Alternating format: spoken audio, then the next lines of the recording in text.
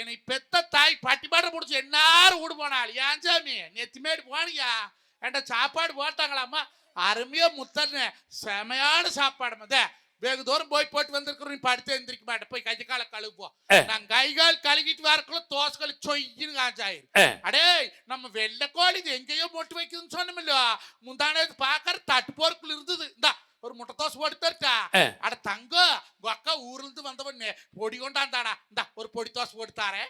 நேத்தாண்டு நெய் காய்ச்சின சோமாரம்னு சொல்லி ஒரு நெய் தோசை போட்டு தர்றான். சாப்பிட்டு முடிக்க வரைக்கும் என்னை பெத்த தாய்ங்க வேணுமா வேணுமா வேணுமான்னு கேட்டு தோசைட்டு போட்டாளுங்க. ஆனா இப்போ வீட்டுல ஒருத்தி இருக்காளுங்க, சில்சில் ராணி சிலேபி மேனி. என் பொண்டாட்டி தாங்க சண்டாளி, ஒரு தோசை தாங்க கல்லில் ஊத்திருப்பா.